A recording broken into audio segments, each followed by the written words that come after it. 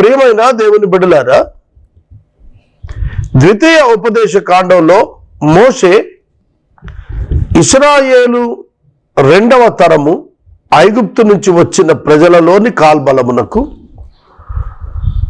తాను తిరిగి ఉపదేశం చేస్తున్నప్పుడు చెప్పిన మాటలు. ద్వితీయ ఉపదేశ కాండము 4వ అధ్యాయం. మీరు బ్రతికి మీ పితరుల దేవుడైన యెహోవా మీకు ఇస్తున్న దేశములోనికి పోయి స్వాధీనపరుచుకున్నట్లు అనుసరించవలసిన విధులు కట్టడలు బోధిస్తున్నాను, వినండి. ఈ బోధ మోషే బోధ, కానీ ఈ ఆజ్ఞలు దేవుని ఆజ్ఞలు. దేవుని ఆజ్ఞలు మోషే ప్రజలకు విధులుగా కట్టడలుగా అందిస్తున్నాడు. ఒకే ఒక హెచ్చరిక, ప్రధాన హెచ్చరిక, గమనార్హమైన హెచ్చరిక ఏమిటంటే దేవుని మాటలలో దేనికి ఒకటి చేర్చకూడదు, ఒకటి తొలగించకూడదు. ఈ ప్రశ్న చెప్పినప్పుడు నాకు ఒక మిత్రుడు అడిగిన కొంచెం ప్రశ్న జ్ఞాపకం వచ్చింది. ఏమంటే బైబిల్లో 66 పుస్తకాలు కదా, ప్రొటెస్టెంట్ బైబిల్ 66 పుస్తకాలు, కథోలిక్ బైబిల్లో ఎడిషనల్ బుక్స్ ఉన్నాయి కదా, మరి ఇది చేర్చటమా కాదా అని అడిగాడు. ఆయన మాటకు ఇది చేర్చటమా కాదా, కొంత తీసేయటమా కాదా, అది ఆయన అడిగింది. కనుక ఇక్కడ మనం జాగ్రత్తగా గమనించాలి. మన కాన్స్టిట్యూషన్ ఉంది, ఇండియన్ కాన్స్టిట్యూషన్. ఇది మార్పులకు గురయ్యేటువంటి రాజ్యాంగం. అయితే ఈ మార్పుకు గురవుతున్నప్పుడు మూల సందేశం చెరిగిపోకూడదు, అమెండ్మెంట్సే తప్ప ఉన్నది చెరిపేయకూడదు అనేటువంటి ఒక ప్రత్యేక నిబంధన ఉన్నది. ఏదైతే కాన్స్టిట్యూషన్ రాయబడిందో, రాజ్యాంగ కమిటీ సిద్ధం చేసిందో ఆనాడు, దానిలో మార్పు రాకూడదు, దాని యొక్క నిజ అర్థంలో మార్పు రాకూడదు. తరువాత కాలంలో వచ్చినటువంటి అమెండ్మెంట్స్ సమగ్రమైనటువంటి రాజ్యాంగ స్ఫూర్తిని ఎక్కడ మార్చకూడదు, ముఖాన్ని ఎక్కడ మార్చకూడదు. దేవుని యొక్క వాక్యంలో దేవుని వాక్యానికి చేర్చకూడదు. బైబిల్ గ్రంథంలో ఉన్నటువంటి 66 పుస్తకాలు, దాని యందు దేవుని స్వరం ఉన్నది, అది అంతర్గతం. దాని యందు మనుషుని మాటలున్నవి, మనుషుని పాపములున్నవి, అపవాదిని గురించి ఉన్నది, సృష్టిని గురించి ఉన్నది, అనేకమున్నవి. దేవుని వాక్కు అంతర్లీనముగా ఉన్నది. దానిని మార్చకూడదు, దానిని చేర్చకూడదు, దాని నుంచి తీయకూడదు. అది కాన్సెప్ట్. ఇక్కడ కూడా చెబుతున్నాడు ఆజ్ఞలు 10, దానికి నిబంధన అని పేరు పెట్టాడు దేవుడు. దానికి హ్యూమన్లీ యాడ్ చేయకూడదు, హ్యూమన్లీ డిడక్ట్ చేయకూడదు, అందులో చేతి కూడా ఎడిట్ చేసి తొలగించకూడదు. అది దేవుడిచ్చిన ఆజ్ఞ. కాన్సెప్ట్ ఏంటంటే, దేవుడు ఎందుకు చెబుతున్నాడంటే, మీరు ఈ విధులు కట్టడలు మీరు ప్రవేశించే దేశంలో మీరు దీర్ఘాయుష్మంతులు అయ్యేటట్టుగా చేయండి అన్నాడు. ఈ నిబంధన దేవునికి వారికి మధ్యన ఉన్నటువంటి నమ్మకత్వాన్ని సూచిస్తోంది, నమ్మకత్వాన్ని సూచిస్తూ చేయబడినటువంటి నిబంధన. తర్వాత మీరు వాటిని గురించి విను జనముల దృష్టికి ఇది జ్ఞానం, ఇది మీకు వివేకం. ఈ జనము గొప్ప జ్ఞానము గల జనమని ప్రజలు చెప్పుకోవటానికి ఇది నేను మీకు ఇచ్చాను. దీని యందు దైవ జ్ఞానము దైవ వివేకం ఉంది. ఆ దైవ జ్ఞానము దైవ వివేకం మీకే ఉంటుంది. ఎందుకంటే because of the word of God. దేవుని వాక్యం కలిగిన వారికే జ్ఞానము వివేకం ఉంటుంది. కంపేరింగ్ విత్ ద వరల్డ్, లోకంతో కనుక పోలిక చేసుకుని బేరీ చేసుకుని చూస్తే దేవుని బిడ్డలకున్న జ్ఞానము వివేకము ప్రత్యేకంగా ఉంటుంది. ఆ కారణం చేతే many inventions done by the people of God. వారి జ్ఞానం వేరు, వారి వివేకం వేరు.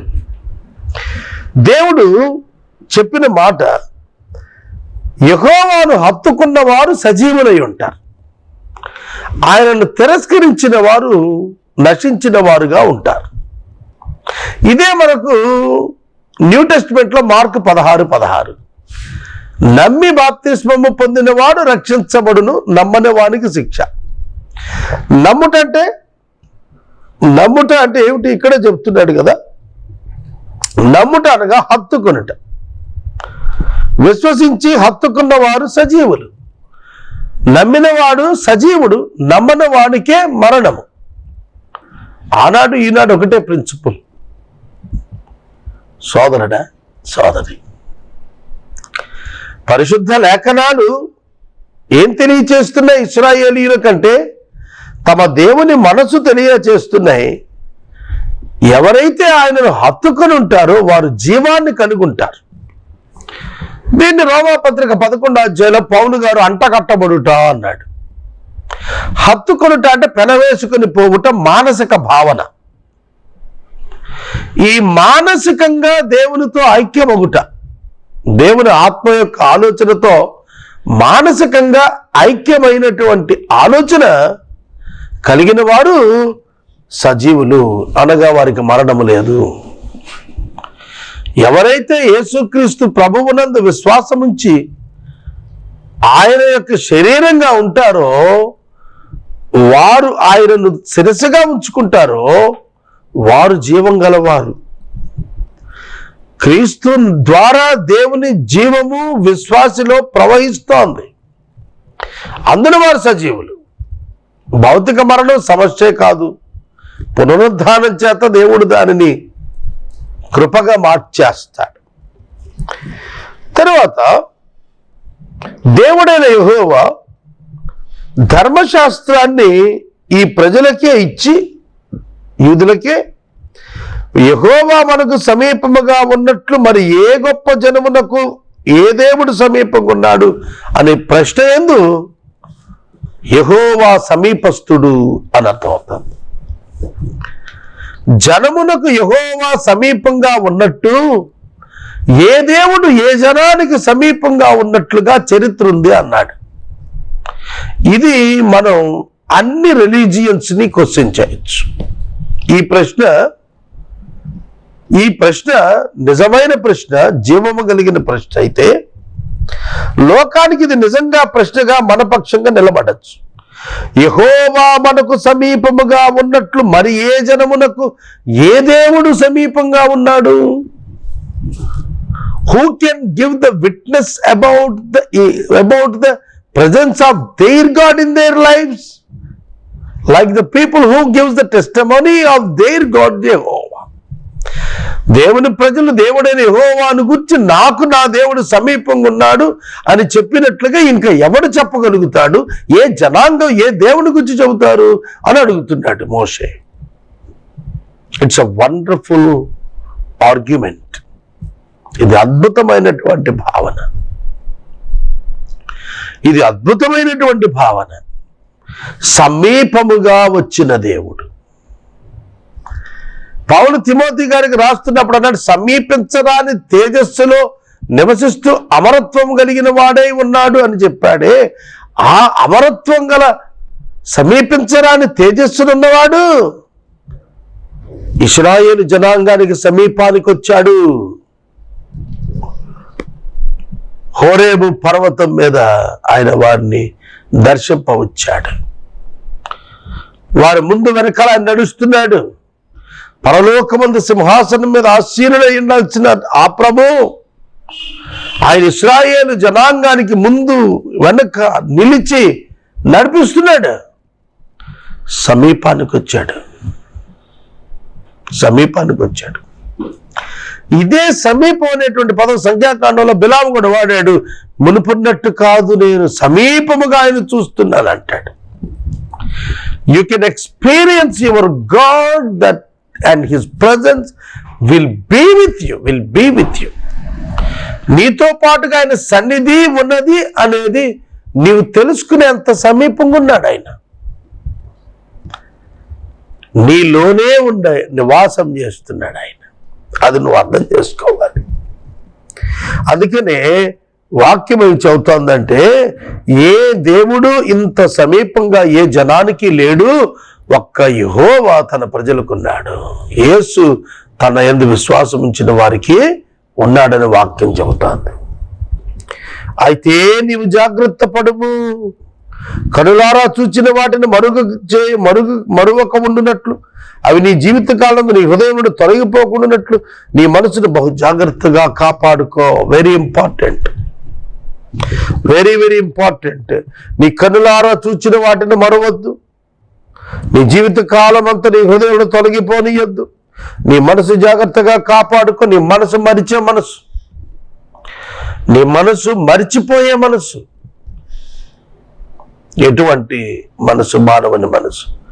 103వ సంకీర్తన అన్నాడు, ఆ ప్రాణమా ఆయన చేసిన ఉపకారాల్లో దేన్ని మరోబాక అన్నాడు. ఇవాళ దేవుడు చేసిన మేలు గుర్తుపెట్టుకునే విశ్వాసి కనబడుతున్నాడా? దేవుడు చేసిన మేలును గుర్తుపెట్టుకునేటువంటి విశ్వాసులు కనబడుతున్నారా?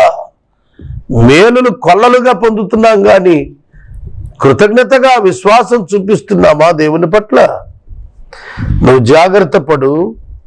కనులారా చూచినటువంటి వాటిని మరువక ఉండినట్లు, నీ జీవిత కాలం అంతా నీ హృదయం నుండి తొలగిపోకుండానట్లు నీ మనసును జాగ్రత్తగా కాపాడుకో. నీ కుమార్తెలకు వాటిని నేర్పించు. హోరేబులో నీ దేవుడని యెహోవా సన్నిధిని నిలిచి ఉండగా, యెహోవా నా యొద్దకు ప్రజలను కూర్చుము, నాకు ఆ దేశం మీద బ్రతుకు దినములు నాకు భయపడ నేర్చుకుని పిల్లలకు నేర్పినట్లు వారిని వినిపించిన నాతో చెప్పుదల గురించి వారికి తెలుపుము. దేవుడు ఏం కోరుతున్నాడంటే, తన తర్వాత తరము వారికి వారు బోధించవలసినటువంటిదిగా వారికి ఆజ్ఞాపిస్తూ నేర్పిస్తున్నాడు. ఆ అగ్ని మధ్యలో నుండి దేవుడని యెహోవా మీతో మాట్లాడినప్పుడు మీరు ఏ స్వరూపము చూడలేదు. 15వ వచనంలో మీరు ఏ స్వరూపము చూడలేదని రాశాడు. కాబట్టి ఏ స్వరూపము చూడలేదు, ఏ స్వరూపము లేదు కనుక ఏ స్వరూపాన్ని మీరు భూమి మీద ఆయన పేరిట చేసుకొని విగ్రహారాధన చేయకూడదు. అది ప్రభు అక్కడ చెప్పినటువంటిది. కనుక మీరు దాటి ఆ మంచి దేశాన్ని స్వాధీనపరుచుకున్నప్పుడు ఏర్పరిచిన నిబంధనను మరిచిపోయి యెహోవా ఆజ్ఞాపించినవి చేసుకొనకుండా మీరుంటే జాగ్రత్త, శిక్ష వస్తుంది. దేవుని యొక్క వాక్యములో 2వ కాండములో మోషే చెబుతున్నప్పుడు జాగ్రత్త పడండి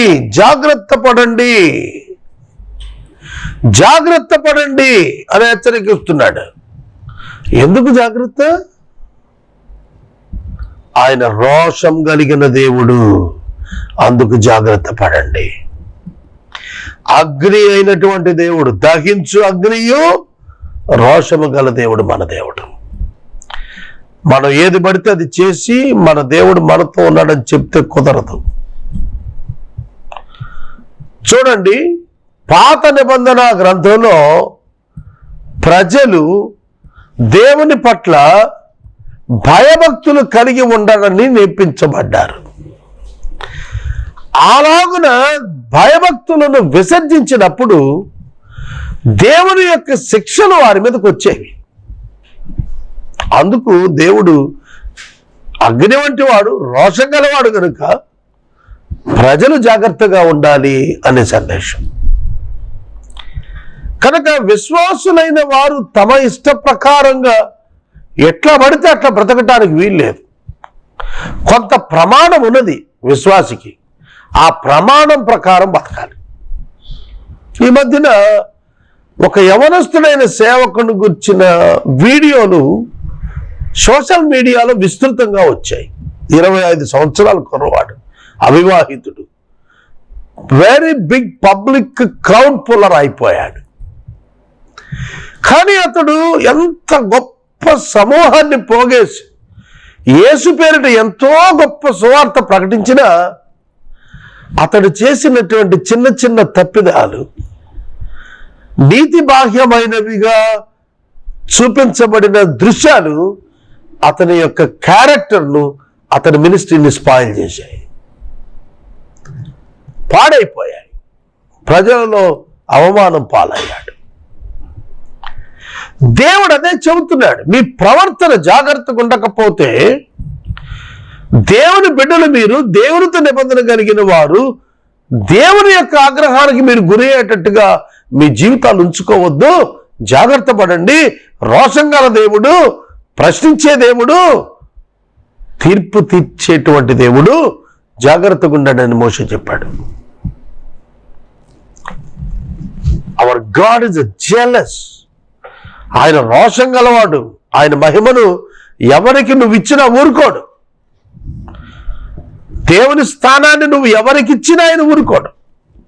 ఆయన అటువంటి దేవుడు. బైబిల్ గ్రంథాల్లో, కొత్త నిబంధనలో అదే ప్రిన్సిపల్. ఆయన తప్ప వేరొక దేవుడు లేడు. అందుకే క్రైస్తవులు యేసుక్రీస్తే దేవుడు, యేసుక్రీస్తు తప్ప వేరొక దేవుడు లేడు అని ప్రకటిస్తారు. అది కొందరు అపార్థం చేసుకొని మేము దాన్ని ఒప్పుకోము అని అన్నారు. మంచిది, అది వారి స్వచిత్తం, దానికి అభ్యంతరం లేదు. సోదరుడా, సోదరి, నీ దేవుడైన యెహోవాను పూర్ణ హృదయముతో వెదికిన ఎడల, పూర్ణాత్మతో వెదికిన ఎడల ఆయన నీకు ప్రత్యక్షమగును. ఆయన నీకు ప్రత్యక్షము అగును. What does it mean? ఏమిటి ప్రత్యక్షమగును? దేవుని వాక్యము యొక్క ప్రత్యక్షత నీ అంతరంగమున వెలుగుగా అనుగ్రహించబడుతుంది. దేవుడు వచ్చి కలలో కనపడటం కాదు. ప్రత్యక్షమగును అన్నప్పుడు you can understand the real meaning of the scriptures of God. దేవుని యొక్క లేఖనముల యొక్క పరిపూర్ణ సత్య అర్థం నువ్వు గ్రహించుకున్నప్పుడు ఆయన ప్రత్యక్షమైనట్టుగా నువ్వు ఎరుగుతావు. అది అక్కడ మనం నేర్చుకోవలసినటువంటిది. నీ దేవుడైన యెహోవా వైపు నీవు తిరిగి ఆయన మాట వినిన ఎడల ఆయన కనికరము గల దేవుడు. ఆయన చేయి విడుచువాడు కాడు, ఆయన నాశనము చేసేవాడు కాడు, ఇది పితరులతో చేసిన నిబంధనను మర్చిపోయేవాడు కాడు. అగాపే ప్రేమ కలిగిన దేవుణ్ణి వర్ణిస్తున్నాడు మోషే. నీవు ఆయన మాట వింటే, బాధ కలిగినప్పుడల్లా పశ్చాత్తాపడు ఆయన వైపుని వస్తే, యెహోవా వైపు తిరిగి ఆయన మాట వినినప్పుడు నీ పట్ల కనికరం చూపిస్తాడు. నీ చెయ్యి విడవడు, నిన్ను నాశనం చేయుడు. నీ పితరులకు చేసిన నిబంధన జ్ఞాపకం చేసుకుంటాడు. ఇశ్రాయేలీయులకు ఇస్తున్న ఈ వాగ్దానము 70వ వారంలో, అనగా క్రీస్తు విరోధి భూమి మీద జీవించిన కాలములో ఇశ్రాయేలీయులు అబద్ధ క్రీస్తులు తెలుసుకున్నప్పుడు వారు దేవుని కొరకు పరిగెత్తుతారు. ఆయన వారిని విడిచిపెట్టడు, నిబంధన జ్ఞాపకం చేసుకుంటాడు. నిబంధన జ్ఞాపకం చేసుకుంటాడు వారి పట్ల. ఇశ్రాయేలు పట్ల దేవుడు తన నిబంధనను తిరిగి జ్ఞాపకం చేసుకుంటాడనేది 70వ వారంలో ఖచ్చితంగా జరుగుతుంది. దానియేలు యొక్క వాక్యాధారమున 69 వారాలు పూర్తయ్యాయి. 62 + 7 కంప్లీటెడ్, 69 నిండై 70వ వారం రావాలి. 69, 70 వారాల మధ్య కృపాకాలం కంటిన్యూ అవుతోంది. ఇప్పుడు మనం ఆ కాలంలోనే ఉన్నాం.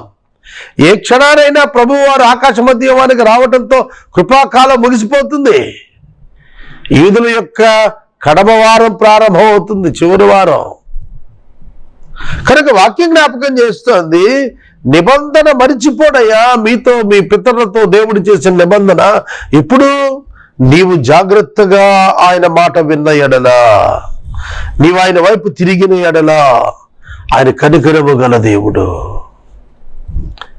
నువ్వెంత ఘోర పాపమైనా సరే నీవు దేవుని వైపు తిరిగినట్లయితే దేవుడు నీ వైపు తిరిగి నిన్ను ఆదరిస్తాడు, నీ పాపాన్ని క్షమిస్తాడు.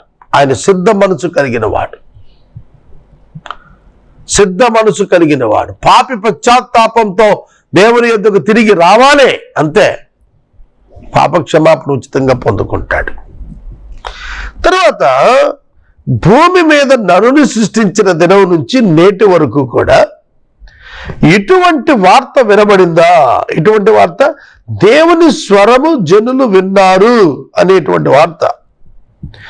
ఐగుప్తులో మన కన్నుల ఎదుట చేసినటువంటి సూచక క్రియలు, మహత్కార్యాలు, యుద్ధంతో, బాహుబలంతో, చాచిన చేతితో, భీకరమైనటువంటి కార్యాలతో ఎప్పుడైనా నువ్వు వచ్చి ఒక జనములో నుండి తన కొరకు ఒక జనమును తీసుకున్న యత్నము చేశాడు ఆ దేవుడు. ఆయన యెహోవాయే దేవుడనియు, ఆయన తప్ప మరి యొక్క దేవుడు లేడనియు నీవు తెలుసుకునేటట్లు అది నీకే చూపబడింది. అది నీకే చూపబడింది, ఎవరికి కాదు అది. ఎందుకనట యెహోవాయే దేవుడు, వేరొక దేవుడు లేడని నీకు తెలిసేటట్లుగా నీకే తెలియచేయబడుతున్నది. ఏమిటట నీకే తెలియజేయబడుతోంది?